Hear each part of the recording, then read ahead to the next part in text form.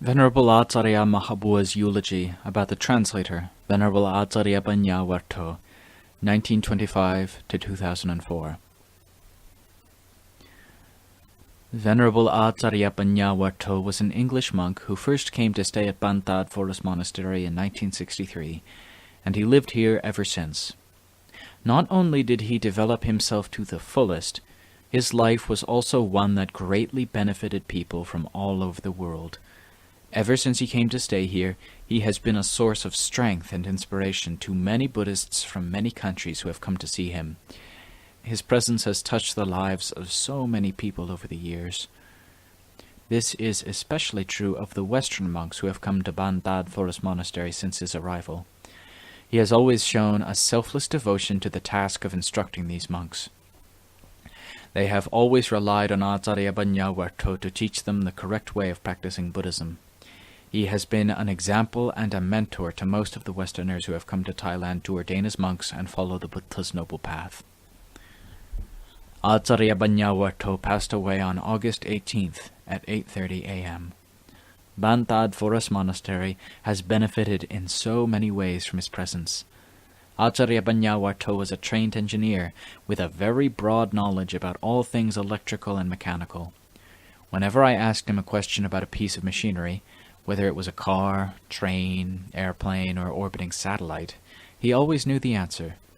I asked him if he could construct these things himself, and he replied that although he understood in principle how they worked, their construction would require a factory and a large workforce.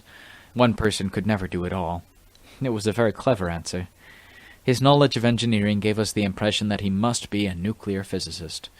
Because he was never at a loss when giving clear and coherent explanations, we felt that he knew everything there was to know about these matters.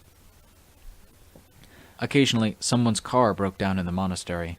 Ācariya Varto repaired it right away so the owner could drive it home. He was an expert at repairing clocks and watches, tape recorders and radios.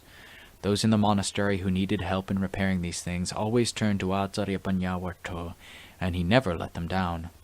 That's one reason why I say that Bantad Forest Monastery has benefited from his presence in so many ways. On a more profound level, Ācariya Varto was a great communicator. He was responsible for instructing and training all of the foreigners who have come to Bantad Forest Monastery. In this respect, his death is a tremendous loss to our monastery. His engineering skills will not be missed nearly so much as his teaching skills. He was always the first person to receive foreign visitors, and they relied on his wisdom to guide them. His teachings on Buddhism were comprehensive and invariably correct. Ācariya Varto died in a calm and peaceful manner, as befits a practicing monk. His mental condition was excellent and beyond reproach. He had truly developed a strong spiritual foundation in his heart. Of this I have no doubt. When he passed away, he went with quiet dignity, and I myself have taken full responsibility for his funeral arrangements. Ācariya Varto told me that he had one regret. He said that it was a shame that Westerners who are so clever when it comes to worldly affairs are so stupid when it comes to spiritual ones. Even though the Buddha's teaching is superior to everything that the world has to offer, very few Westerners make an effort to learn about it. He felt that this was their own Dhamma, their own misfortune. When people use their intelligence solely for material purposes, they remain ignorant of matters of real substance. Spiritually, they are very stupid. This, he felt, was their own misfortune, and he was exactly right. It is impossible to equate worldly intelligence with the wisdom of Dhamma. The kilesas are one thing, and Dhamma is another. Ācariya Varto told me that he wanted to see intelligent people turn away from the world and turn their attention to the practice of Buddhism.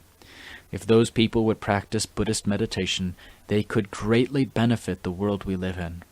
His main regret was that so few showed an interest. He saw them as very intelligent in one way and very stupid in another. Ācariya Varto possessed a very subtle and refined nature.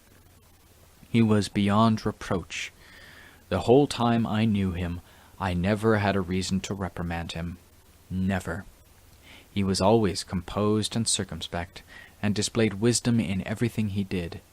His death is a loss to faithful Buddhists everywhere.